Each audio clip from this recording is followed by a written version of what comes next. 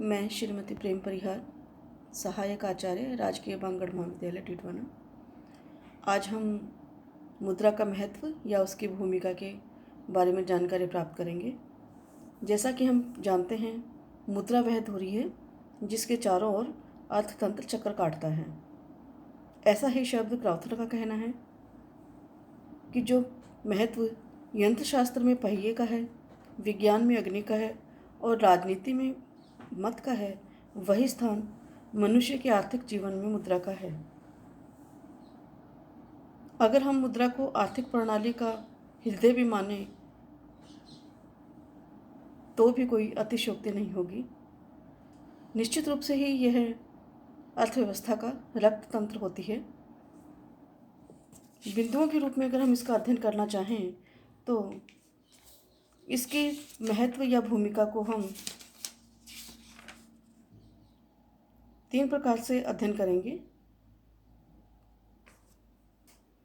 जो अर्थव्यवस्था के लिए लाभदायक है, और चौथा बिंदु जो इसका होगा गैर आर्थिक महत्व का भी होगा।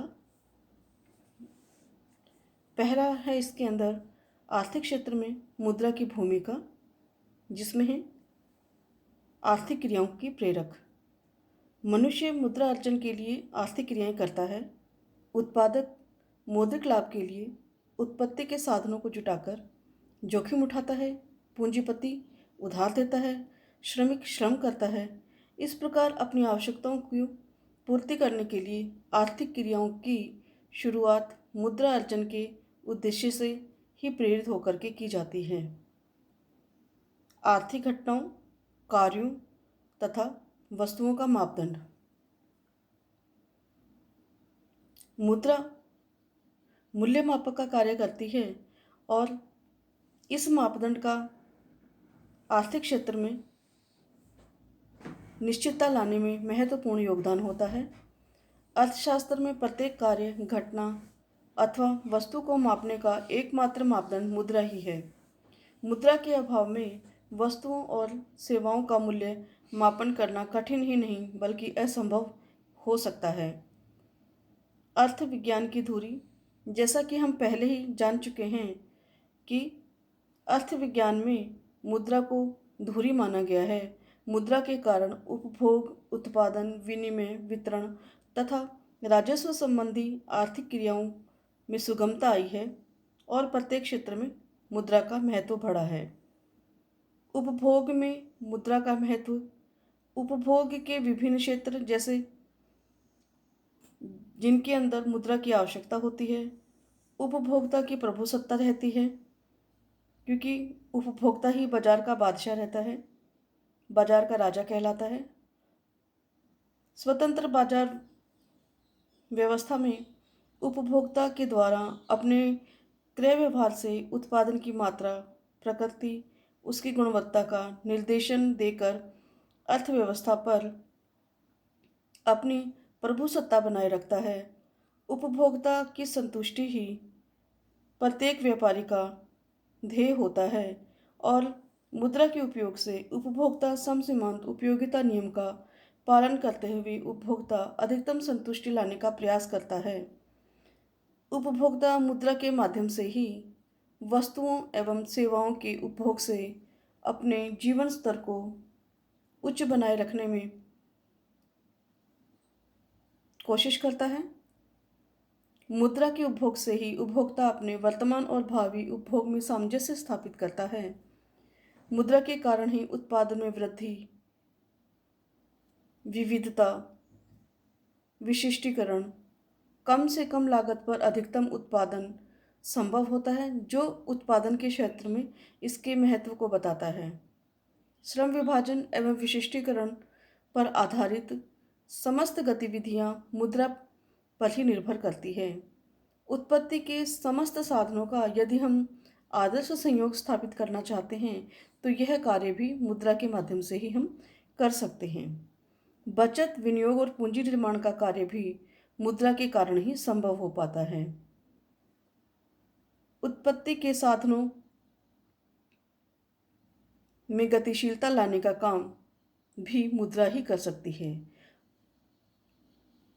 उत्पत्ति के विभिन्न साधन जैसे भूमि, श्रम, पूंजी, प्रबंध और साहस, इनमें गतिशीलता तभी बढ़ती है जबकि एक उपयोग से दूसरे उपयोग में, एक स्थान से दूसरे स्थान में यदि मुद्रा के भुगतान में कोई परिवर्तन की स्थिति हो।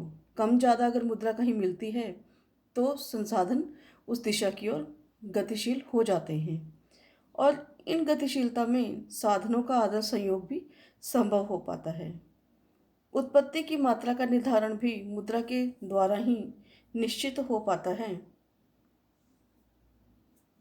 अर्थात कितने मूल्य पर किस वस्तु की कितनी मांग बाजार में होगी, यह भी ज्ञात मुद्रा के द्वारा ही संभव हो पाता है।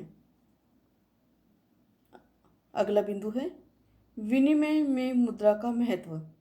आर्थिक क्रियाओं में विनिमय महत्वपूर्ण क्रिया है। मुद्रा का जन्म ही बढ़ती हुई आवश्यकताओं की पूर्ति एवं विनिमय को सुविधाजनक बनाने के लिए हुआ है। विनिमय के क्षेत्र में मुद्रा अनेक प्रकार से उपयोगी है।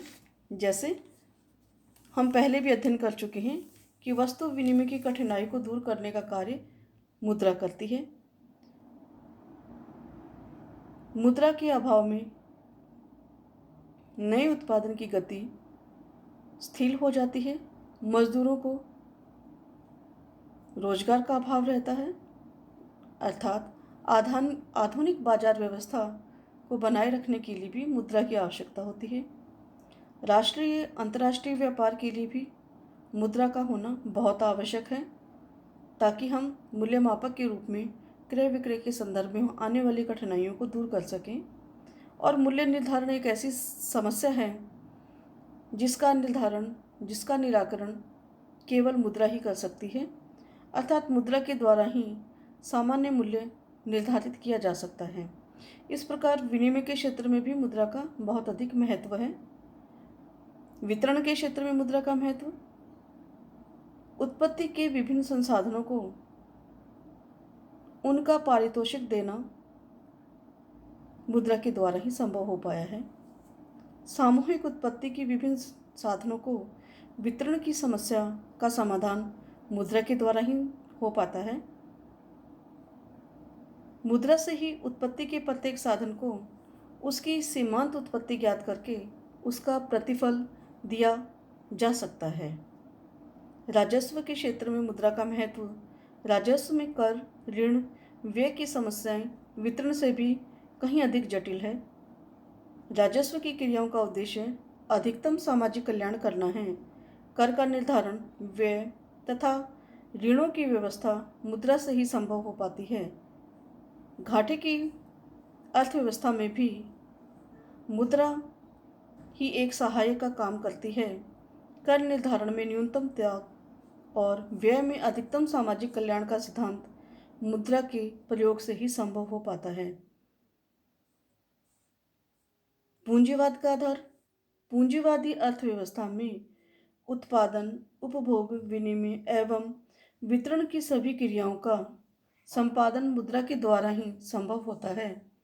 पूंजीवाद में मूल्य तंत्र आर्थिक गतिविधियों का नियंत्रक होता है, इसलिए यहाँ मुद्रा की बहुत अधिक भूमिका होती है। साख बाजार का निर्माण या साख निर्माण का आधार, साख बाजार में हम देखते हैं कि चेक, हुंडियाँ, ये सब चीज़ें हैं किनके द्वारा निर्धारित होती है, मुद्रा के द्वारा ही। आधुनिक अर्थतंत्र का लगभग सारा ढांचा साख पर ही आधारित है। मुद्रा से ही बैंकिंग एवं वित्तीय संस्थाएं व्यापार, उद्योग और उपभोग के लिए साख की सुविधाएं उपलब्ध करवा सकती हैं। आर्थिक प्रगति का सूचक, किसी भी देश में आर्थिक प्रगति का मूल्यांकन राष्ट्रीय आय तथा प्रति व्यक्ति आय के द्वारा मुद्रा में ही व्यक्त किया जाता है। राष्ट्रीय लाभांश का मूल्यांकन करने के लिए केवल मुद्रा ही सहायक हो पाती है। देश की मुद्रा प्रणाली में अधिक प्रगति का पता मुद्रा के द्वारा ही चल पाता है।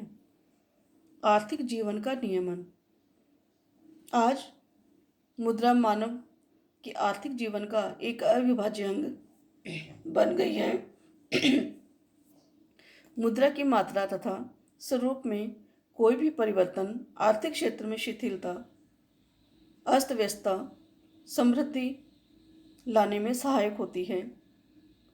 आज उपभोग, उत्पादन और विनिमय की मात्रा मुद्रा की मात्रा से ही प्रभावित होती है। अतः आर्थिक जीवन का नियमन मुद्रा करने में सफल रही है। वर्तमान भौतिक सभ्यता का आधार। आज संसार में भौतिक प्रगति का आधार मुद्रा ही रह गया है, क्योंकि मुद्रा द्वारा विनिमय का माध्यम और मूल्य का मापक का कार्य बहुत ही सरलता से, सहजता से और व्यापक रूप से किया जाने लगा है। इस प्रकार मुद्रा भौतिक प्रगति का आधार बन गया है। मुद्रा आर्थिक विकास एवं रोजगार सृजन में सहायक है। मुद्रा से न केवल वर्तमान सभ्यता का विकास हुआ है, बल्कि यह देश के आर्थिक विकास और साधनों के पूर्ण रोजगार की व्यवस्था में सहयोग देती है। मुद्रा की मात्रा आय, बचत, विनियोग, उपभोग को प्रभावित करती है। उपभोग से उत्पादन और रोजगार प्रभावित होते हैं। अर्धविकसित एवं विकासशील राष्ट्रों में घाटे की वित्त व्यवस्था, विदेशी ऋण और साख की व्यवस्था मुद्रा के द्वारा ही संभव हो पाती है।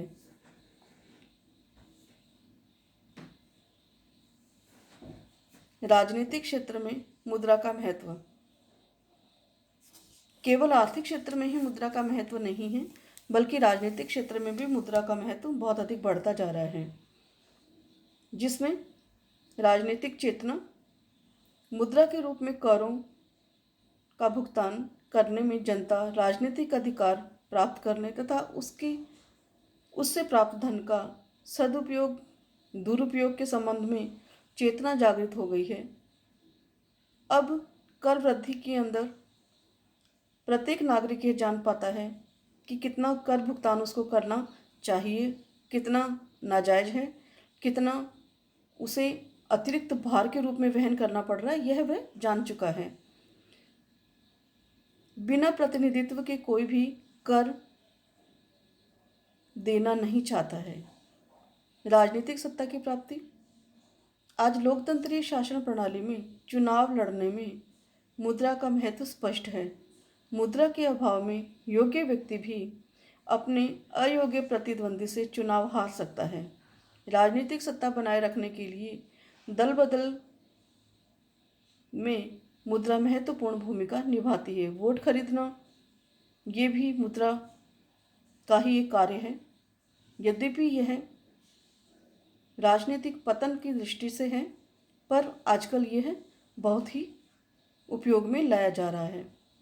अंतर्राष्ट्रीय सहयोग। मुद्रा के कारण विदेशी व्यापार तथा पूंजी के स्थानांतरण से विभिन्न देशों में परस्पर संपर्क एवं सद्भावना बढ़ती है। आज विकसित एवं पिछड़े राष्ट्रों को मुद्रा में सहायता देकर के अपना राजनीतिक पक्ष मजबूत करते हैं। ऐसा अनेक विकसित देश अति पिछड़े देशों को अपने नियंत्रण में लेने के लिए भी करते आए हैं। अगला है सामाजिक क्षेत्र में मुद्रा का महत्व। मुद्रा के उपयोग से राजनीतिक और आर्थिक स्वतंत्रता प्रदान करने के साथ साथ सामाजिक स्वतंत्रता उपलब्ध करवाना भी एक प्रमुख कार्य हो गया है। इससे दास प्रथा का समापन हुआ है। मुद्रा के अभाव में लगान एवं मजदूरी का भुगतान वस्तुओं के रूप में होता था, जिससे शोषण बहुत ज़्यादा होता था।